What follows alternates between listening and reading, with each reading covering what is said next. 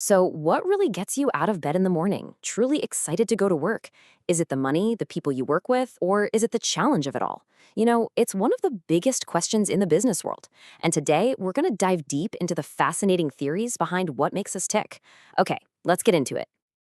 And to kick things off, we're going to look at a company that seems to have really cracked the code, the outdoor brand Patagonia. They're a great place to start because they kind of pose this puzzle of what motivation looks like in the modern world. Imagine this. At Patagonia's headquarters in California, there's literally a room packed with surfboards. And get this, employees are actually encouraged to drop what they're doing and go catch a wave when the surf is good. This is the world that Lauren Sirota, their head of talent, works in. It's a culture that's not built on a bunch of rigid rules, but on this deep foundational sense of trust and a shared mission. And this quote, it really gets to the heart of her philosophy. See, she argues that you can't just slap a mission statement on a poster and call it a day. That's not going to motivate anybody. It has to feel real. It has to be authentic. You've got to find a way to connect what the company is trying to do with what each individual person actually cares about. Getting that right, well, that's the whole ballgame. Because when companies get it wrong, the cost is just staggering. Take a look at this number. That's the estimated loss in productivity every single year just in the US, all because employees are disengaged. We're talking about $500 billion gone. This just goes to show that figuring out motivation isn't some fluffy, feel-good exercise. It's a huge deal for the economy. Now, to really get how a place like Patagonia even exists, we got to go back in time, way back. Let's take a look at the early days of management theory, when the thinking was, let's just say, a lot more mechanical. So, meet Frederick Taylor. He's known as the father of scientific management, and his whole goal was just pure, raw efficiency. He'd use stopwatches, he'd observe workers, and he'd try to figure out the single one best way to do any job, whether it was shoveling coal or putting a part on an assembly line. In his world, the worker was basically a cog in a giant machine, just there to perform one specific function over and over again. And in this system, the core assumption was incredibly simple. People only work for money, full stop. The boss's job was to tell people what to do, and the worker's job was to do it. No questions asked. What you were thinking, how you were feeling, totally, completely irrelevant to the entire equation. But then, something kind of amazing happened. A series of experiments that were actually designed to prove Taylor's ideas right, well, they accidentally stumbled upon a truth that would change management forever. It was the spark of a human revolution. It all went down at a factory called the Hawthorne Works. Researchers were studying how lighting affected worker productivity. So they turned the lights up, and sure enough, productivity went up. Great. But then they turned the lights down, and productivity went up again. They had no idea what was going on until they realized it had nothing to do with the lights. The workers were being more productive simply because someone was finally paying attention to them. They felt seen, they felt like they were part of a team, and that social connection turned out to be way more powerful than any physical working condition. This discovery just opened the floodgates for all these new ways of thinking, like Abraham Maslow's famous hierarchy of needs. You've probably seen this pyramid before. His whole theory is that we're all climbing this ladder of motivation. First, you have to satisfy your basic needs, like safety and security. Only then can you start chasing the higher level stuff, like a sense of belonging, getting respect, and finally reaching what he called self-actualization, becoming the best version of yourself. Building on that, Frederick Hertzberg came up with his brilliant two-factor theory. He found that the things that make you unhappy at work are completely different from the things that make you truly happy and motivated. He called the first group hygiene factors.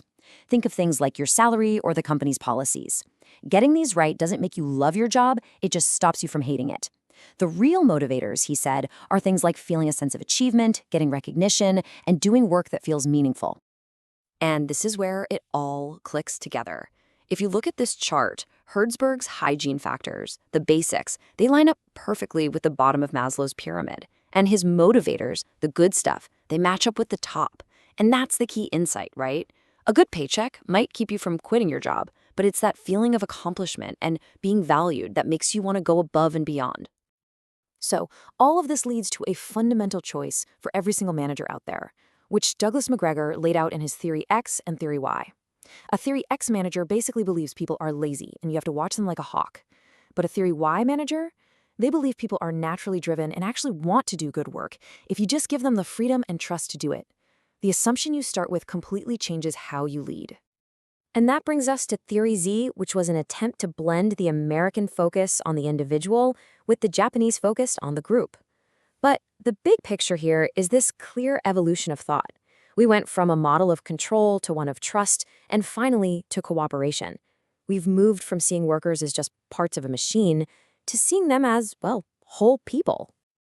Okay, so that's the history lesson. Now let's talk about how all this theory actually gets put into practice in a modern office.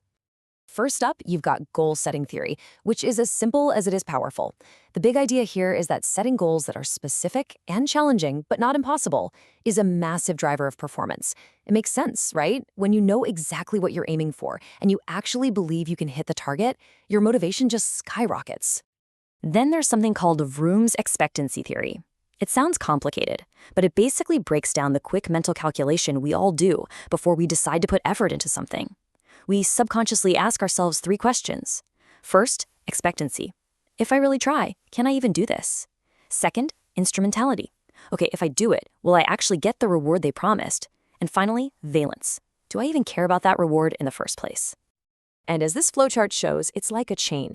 If the answer is no at any of those stages, the chain breaks, and poof, motivation is gone. So for a manager, the job becomes making sure the answer is yes all the way down the line. That means providing good training, always keeping your promises, and offering rewards that your team actually finds valuable. And finally, let's talk about equity theory. This one taps into our really deep, primal need for fairness. We are constantly, whether we realize it or not, comparing our own ratio of inputs, like how much effort we put in, to our outcomes, like our salary, with everyone around us. And if we feel like things are out of whack, that feeling of unfairness can be one of the most powerful demotivators there is.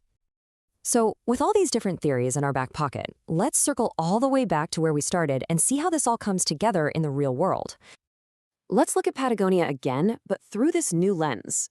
That on-site childcare they have, that is a direct hit on Maslow's lower-level needs for safety and security.